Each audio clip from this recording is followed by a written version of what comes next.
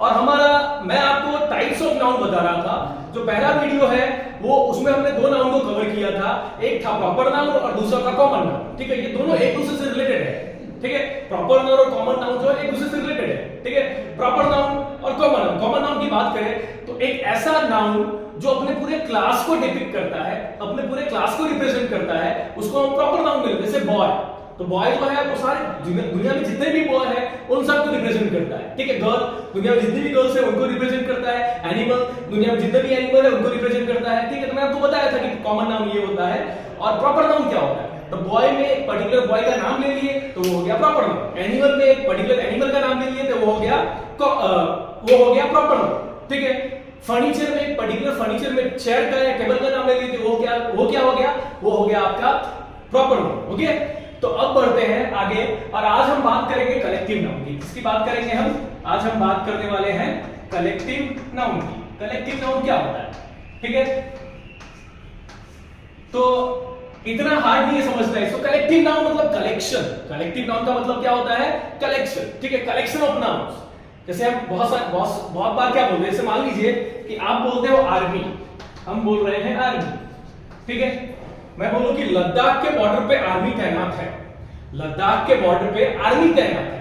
तो अब इसका मतलब क्या होता है कि क्या एक पर्सन तब तैनात होगा? क्या एक ही बंदा जो है वो तैनात होगा? नहीं। आर्मी मतलब क्या होता है? तो आर्मी का मतलब होता है group of soldiers.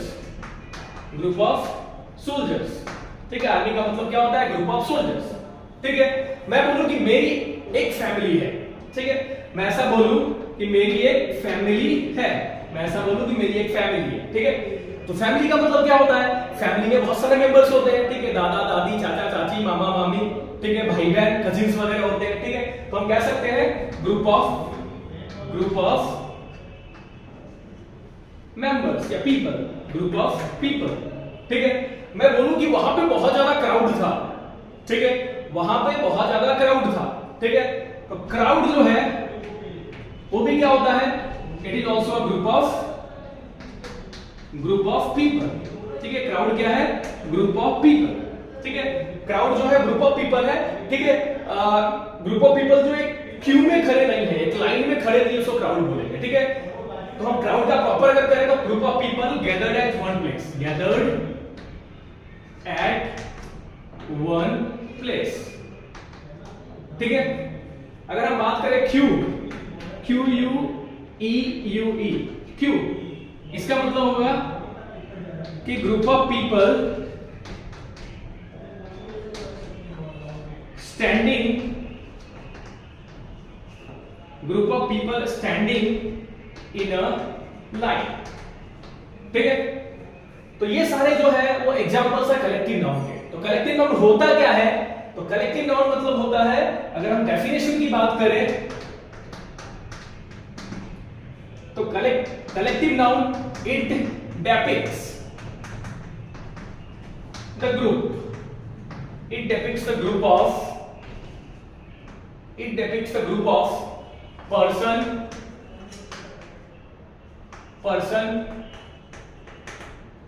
animal, place, things, etc. ठीक है, तो हम कह सकते हैं, यहां से आपका डेफिनेशन है। ठीक है, ऊपर तक। तो कलेक्टिव नाउन का डेफिनेशन सबसे पहले अगर हम बात कर ले तो it depicts the group of person, animals, places, things etcetera. ठीक है, और वैसे मैंने आपको बताया कि आर्मी जो है वो क्या है? ग्रुप ऑफ सोल्जर्स है। तो आर्मी क्या हुआ है? कलेक्टिव नाउन हुआ। ठीक है, फैमिली, ग्रुप ऑफ पीपल। ठीक है, तो ये भी क्या हुआ है? कलेक्टिव नाउन हुआ। ठीक है, क्राउड, ठीक है, ये भी क्या है? Group of people gather at one place. ठीक है, एक जगह पे लोग जमा है, उसको हम क्राउड बोलते हैं। तो ये भी क्या हुआ? कलेक्टिव नाउन हुआ। क्यू मतलब होता है, बचपन में हमने पढ़ा होगा, स्टैंड इन अ क्यू, मतलब एक लाइन में खड़े हो जाओ। तो group of people standing in a line. Okay, तो चलिए थोड़ा और जानकारी हासिल करते हैं कलेक्टिव नाउन के बारे में।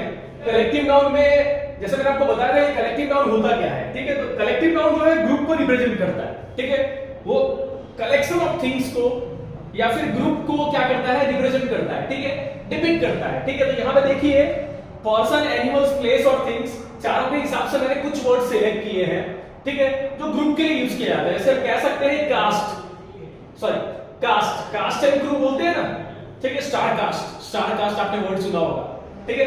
तो कास्ट का मतलब हो सकता है, क्या हो सकता है, ग्रुप ऑफ एक्टर्स। कास्ट का मतलब क्या होगा, ग्रुप ऑफ एक्टर्स, ठीक है। अब बात करते हैं दूसरा, ये पर्सन में ले रहे हैं, ठीक है, पर्सन का एग्जांपल ले रहे हैं, ठीक है। दूसरा ले रहे हैं बैंड। बैंड का मतलब क्या होता है, ठीक है, तो बैंड का मतलब होता है ग्रुप ऑफ म्यूजिशियंस। बोलते हैं ना कि ये बैंड परफॉर्म करने आ रही है, ये बैंड जो है, ये बैंड जो है परफॉर्म करने आ रही है, ठीक है। तो बैंड क्या है, ग्रुप ऑफ म्यूजिशियंस होता है, ठीक है। अब बात करते हैं प्लेस की। प्लेस में अगर आप देखो कंट्री, कंट्री को भी हम कलेक्टिव नाउन के तौर पे ले सकते हैं। कंट्री मतलब क्या होता है, ठीक है, तो कंट्री का मतलब होता है ग्रुप ऑफ स्टेट्स। क्या होता है, ग्रुप ऑफ स्टेट्स, ठीक है। स्टेट्स के ग्रुप को हम क्या बोलते हैं, कंट्री बोलते हैं, ठीक है। उसके बाद हम बात करें डिस्ट्रिक्ट। डिस्ट्रिक्ट क्या होता है, उसको हम बोल सकते हैं कि ग्रुप ऑफ ब्लॉक्स, ठीक है। ब्लॉक्स के ग्रुप को हम क्या बोलते हैं, डिस्ट्रिक्ट बोलते हैं, ठीक है। तो ये भी एक कलेक्टिव नाउन है। प्लेस के एग्जांपल में दो हमने लिया है, कंट्री एंड डिस्ट्रिक्ट, ठीक है। अब बात करते हैं एनिमल की। तो एनिमल में अगर हम बात करें तो एनिमल में जो है वो हर्ड की बात करें, ठीक है। हर्ड जो होता है वो क्या होता है, ठीक है, तो हर्ड जो है वो है group of animals, group of particular, मान लो कि जैसे मान लो कि ग्रुप ऑफ शेप्स, काउज, ठीक है। गाय एक साथ जो गधेड़िए होते हैं, ठीक है, जो गाय के चरवाए होते हैं, वो एक साथ गाय को ले जा रहे होते हैं, तो उसके लिए आप ये वर्ड यूज करते हो। कौन सा वर्ड यूज करते हैं, तो आप हर्ड का यूज करते हो, ठीक है। आगे बात करते हैं एनिमल में, स्वार्म की बात करते हैं, ठीक है। तो स्वार्म मतलब हम कह सकते हैं कि ये है ग्रुप ऑफ बीज, ठीक है। मधुमक्खी का जो ग्रुप होता है उसको स्वार्म बोलते हैं, ठीक है, swarm. Then next bunch. Bunch आपको पता ही होगा, ठीक है। बंच मतलब क्या होता है, जैसे हम बोलते हैं ना कि एक गुच्छा ग्रेप का, ठीक है, तो उसको हम कह सकते हैं कि ग्रुप ऑफ या कलेक्शन ऑफ, कलेक्शन नहीं कहेंगे, ग्रुप का ही, ग्रुप ही यूज करते हैं, तो ग्रुप ऑफ ग्रेप्स, ठीक है। फिर बात करते हैं बुके। बुके देते हैं ना किसी को, ठीक है, बुके देते हैं ना किसी को, ठीक है, तो उसको हम कह सकते हैं group of flowers, group of flowers, okay. तो आप देख सकते हैं कि हमने दो एग्जांपल पर्सन का लिया है, दो एग्जांपल प्लेस का लिया है, दो एग्जांपल एनिमल्स का लिया है, और दो एग्जांपल जो है हमने थिंग्स का लिया है, ठीक है। तो इस तरह से तो हम कह सकते हैं कलेक्टिव नाउन जो है वो किसके लिए यूज करते हैं, सिंगल पर्सन के लिए यूज नहीं करते। लास्ट कंक्लूजन यही है कि collective noun is not used for a single person, place, animals और thing, it is used for group, okay.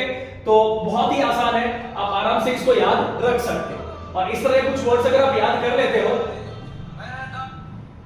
इस तरह के कुछ वर्ड्स अगर आप याद कर लेते हो, तो ये आपके लिए फायदेमंद रहेगा जब आपका स्पोकन पार्ट होगा, when you are going to speak English, then it will be useful for you, okay. तो कलेक्टिव नाउन का जो टॉपिक है वो हमारा खत्म होता है। हमारे वीडियोस को देखने के लिए हमारे चैनल ज्ञान से जुड़ी फर्स्ट को सब्सक्राइब कीजिए, हमारे वीडियो को लाइक कीजिए, शेयर करोगे आपका नॉलेज बढ़ेगा।